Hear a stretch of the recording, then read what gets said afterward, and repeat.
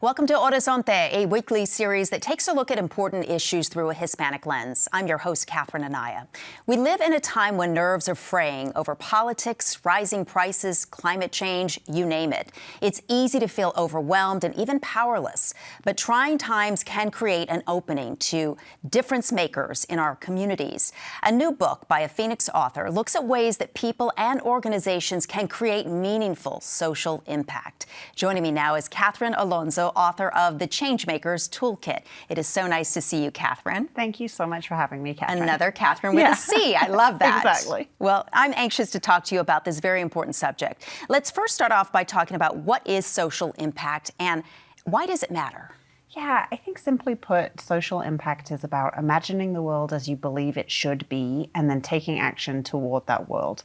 And it matters because the systems that we live within shape our everyday lives. They impact where we can go to school, the access that we have to in terms of healthcare and jobs. And so social impact is not this abstract concept, but in fact something that shapes our daily lives and our futures for ourselves, our families, and our communities. But for folks who might be feeling perhaps stuck, they deeply want to make some change, but they're just not feeling like they can be that sort of activist they think they should be. Where does the change-making work come in? How do you begin that process? It's such a common question that I receive. When I first moved to Arizona from the UK to study my master's degree at Arizona State, President Crow came and spoke to our class, and he said something that I have never forgotten. And that is that we are all standing on the shoulders of giants and that we get to move the ball forward 5 yards before we pass it on to the people that come after us. And so the question isn't, how can I be an activist to fix everything? But the question is, what are my 5 yards? What do I care the most about? So for some people, that might look like running for office. But for other people, it could look like volunteering or donating your time or money or getting involved in a local issue that you care a lot about. And that changes. It changes with the season of life. But the question to always come back to is, what are my 5 yards and what am I doing right now to move the ball forward? I'm finding with a lot of people, though, right now, they're feeling anxiety, helplessness, hopelessness, fear, frustration over politics, like I mentioned earlier, healthcare, you name it. There are so many things happening in our country right now that have people feeling a little on edge. Talk to me a little bit about hope and why you believe, as you say in your book, that hope is a strategy, not just a sentiment. Absolutely. And I think if you think of progress as the product, that's the thing that we want to end up with. And people are the engine. People are the engine that make the progress happen. Then hope is the fuel. And hope in action can look a lot of different ways. It can look like showing up the day after a defeat or calling somebody and offering them support, even though you're so tired yourself, or donating to something, a cause that may feel so overwhelming and you just donate what you can. The thing to remember is that hope is not blind optimism. That is not what I mean when I talk about hope. What I mean is it's a choice. It's a choice to believe that you can make a difference and that change is possible, even if you might have a million reasons not to believe that on a daily basis. So this book really is not just inspiration, but it's an actual playbook. Talk to me a little bit about the steps to cut through all of the noise to make that impact that we want to make social impact meaningful. Absolutely. So there are 4 tools in the Changemakers Toolkit. The first one is vision. What is your imagining for how the world can be, how it should be? 2 is action. What are the actual steps you are taking toward making that vision a reality? 3 is values. What are the core principles that guide you on a daily basis and help you navigate challenges? And then 4 is belief. How are you fostering a conviction that the change you imagine is in fact possible? But I think the thing that's really important to remember about these tools is they're not one and done. They are not things on a to-do list. These are things that you can be using through the entirety of your career, of your time as a change maker and somebody that lives in our community and wants to make a difference. When I was writing the book, I didn't imagine it sort of sitting beautifully on somebody's bookshelf, but I imagined it on the edge of the desk, with pages torn down and underlined highlighted. And highlighted because I really hope that it is that companion that guides change over and over and over and over. You write in the book about power, and sometimes power can be frightening for some people.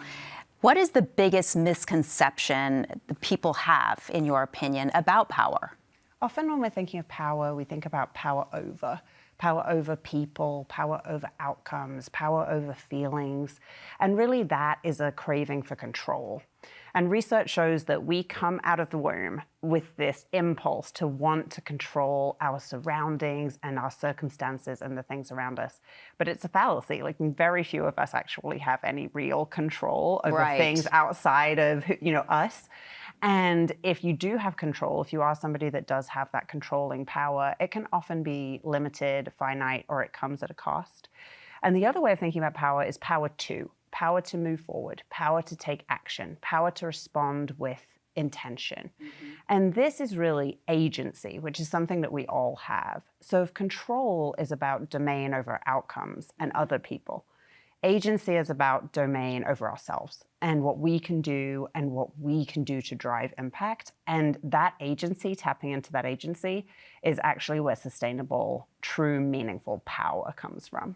But right now, the world to so many people feels very urgent, and maybe they don't feel as in control of what's happening around them. How do we balance that sense of urgency with, like you talk about, strategy?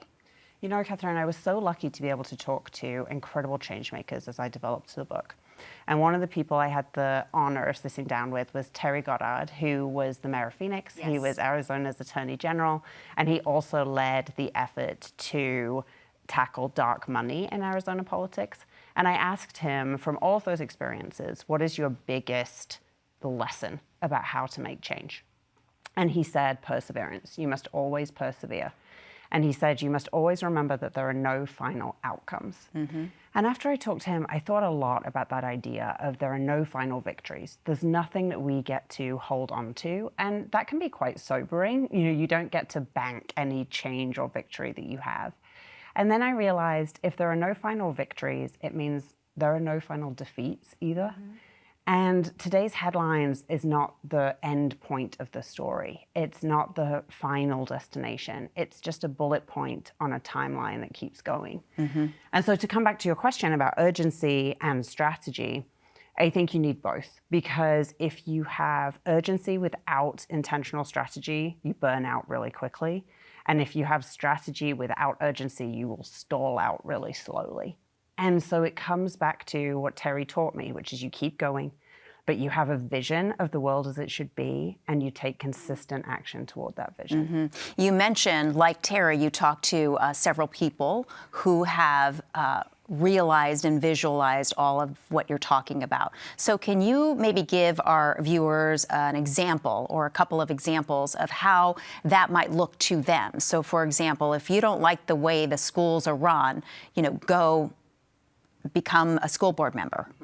That's how you start to begin to see change, right? Yeah, absolutely. I think it's about figuring out what is the thing that you care about, what is the thing that you value, and identifying, okay, how do I believe the world should be? And then what thing am I going to change? What action am I going to take to move the ball forward? So let me give you an example from our community. We are facing one of the most severe housing shortages that we have in generations. And there's a company based in our community named Home Inc. And what they do is they work with housing agencies to source housing units that people can live in when they're transitioning out of homelessness. And they have been doing this for decades, and they also administer the housing voucher programs that makes this possible.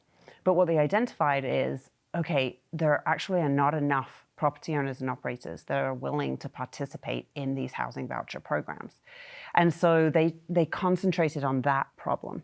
And they launched something called Threshold, which is a network that provides support and resources to people that own and operate properties, already existing properties, and said to them, you can, in fact, provide a house somewhere for somebody to live who really needs it. And that property can be well-maintained and profitable.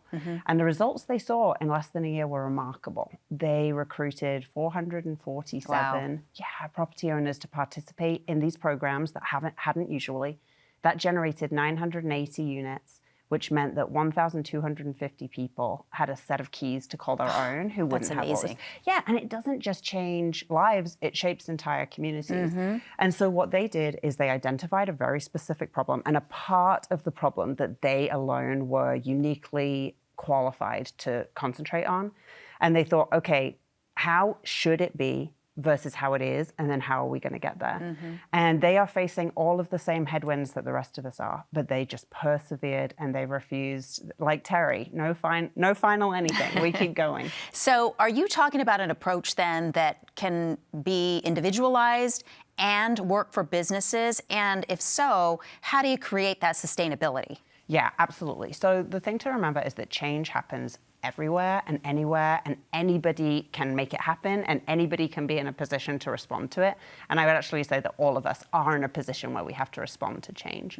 And so the Changemaker's Toolkit is really designed to be used by any organization, any individual, any person, any group of people who want to be able to intentionally shape, impact, and change. And the way that you make it sustainable is with intention.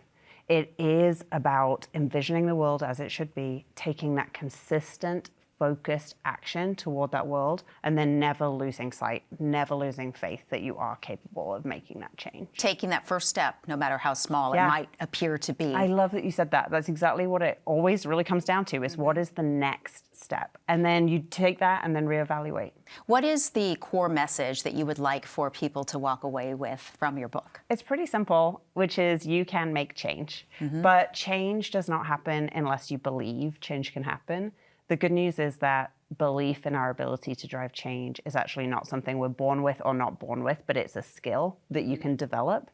And so the place to start is to think, okay, what's lighting you up right now? If it's climate change or immigration or any issue in your local community, to think, okay, what do I want the world to look like versus what it does look like? And then what's the one thing, what's the next thing I'm going to do? But you must always believe that you can. That we can all make a difference in some way, shape, or form. Yeah.